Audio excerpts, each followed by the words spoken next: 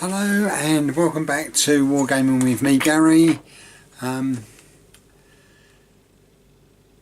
So, what are we going to do today? I've got 6 more figures finished. I'm just going to put some... let me just get that. There we are. Turn that down just a little bit. Every business needs videos. There we go. Right, so today I'm going to look at 6 figures that I finished, and I'm going to do a little bit of this very short piece on the historical catch up that I'm doing around Sumeria and Mesopotamia. And this does all link in with the campaigns I want to do. Excuse me, I'm just rubbing my stomach. I've just had my lunch, or I've just had my dinner, and a little bit full at the moment. So let's have a look at the figures I've done. I still don't have, a tripod. Right. Just put my glasses on so I can see what I'm doing. Okay, and then if I zoom in, so these are 6 more, very similar to the others I've done, the same technique, sorry, the same tunic colours and the sash, the shields, these shields all seem to be the same, so I'll have to mix them up, and what I've tried to do is like some form of uniformity without it being uniformed. That sounds crazy, doesn't it? Anyway, so that's another 6 to go with that regiment that I'm working on, which I must admit I'm very pleased with. I think they've turned out very well. Personally, at the risk of sounding like I'm bragging, which I'm most certainly not. But yeah, so I'm pleased the way they've gone. I'm just going to put those. In actual fact, let me just turn that back to me.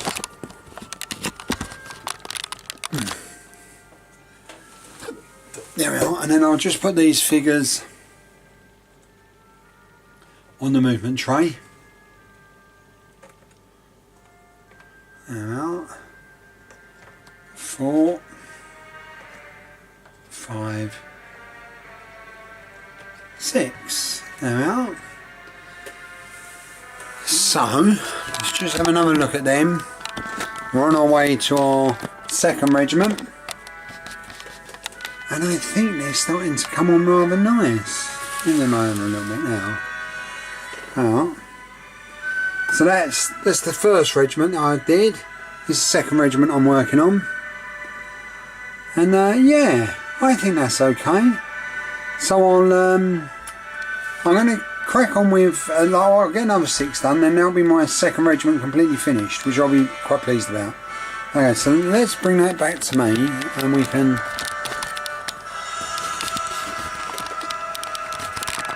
There we are. Okay.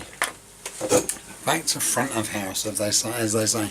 I just wanted to do a very a small piece, this won't be very, very long, about the writing and the language. Well, it's not so much language, it's much more to do with the writing of Assyria, not Assyria, of Sumeria, because I think it's important. It's and very interesting as well. Let me just get rid of this. Oops.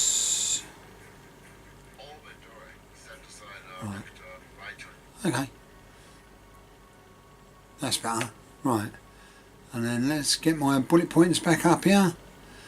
So very briefly about the development of writing, particularly in the ancient Middle East, which is only fair because of 2 main reasons. Firstly, without these records, it would be almost impossible to research ancient history. Secondly, writing is recognised as one of the key ingredients for civilization making, and without the civilizations that were developed then, we wouldn't be where we are now, and we certainly wouldn't have the military history and warfare that we have now, that we have developed to. Sumerians are, with good reason, thought to be the first people to write, which reaches back to the 27th century BC, and before historical records still remains a little bit obscure until the 23rd century BC, when a deciphered writing system on tablets was developed, which has allowed archaeologists to read contemporary records and inscriptions. So we can see there, like, and this goes back to what I've said in past other videos as well. The importance of writing isn't only for the civilization to develop, but also we talked about people wanting to leave, make a mark on the world. And we talked about the pyramids and Tower of London and other such things. But writing also achieves that, and I think the Sumerians recognise that, and that's why some of the kings of Sumerians, or a lot of the kings, insisted that their exploits and their victories were written down, so that other people would be able to hear how wonderful they were, I guess. Okay. There's a lot here, because without the writing there wouldn't have been much mathematics. Although I suppose that's not strictly true. I suppose that, they could have kept note with beads and such. So the Sumerians developed a complex system of mathematics around 4000 BC. This advanced system resulted in the creation of arithmetic, geometry and algebra, just to mention a few. From 2600 BC onwards, the Sumerians wrote multiplication tables on clay tablets and dealt with geometrical exercises and division problems. They were also the first to find the area of a triangle and the volume of a cube. Now that's interesting, because I thought it was the Egyptians who found the area of the triangle. But yeah, interesting. Again, I've covered this very, very briefly. The whole, it's not something that I'm massively into, reading and writing, probably because of my dyslexia, and mathematics. Again, something that I found really difficult to pick up. And so it's not something that I spend an awful lot of time thinking about.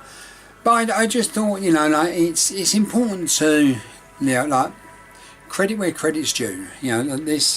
These civilizations before us paved the way for us to enjoy what we're doing now. For example, the video that I'm doing now, which I thoroughly enjoy doing, probably wouldn't be able to do it had people not have done what they did back in, just after prehistory, and the struggles they must have gone through to be able to do that. So, and mathematics, computers without mathematics wouldn't exist. So it's all important, see this develop and progress again, all the way through. So that's me. A short video today. I just wanted to get this one done, really, because I want to get 6 more figures finished, and then show you them. And I've forgotten what the next historical piece is that I'm going to do. But that'll be the last one.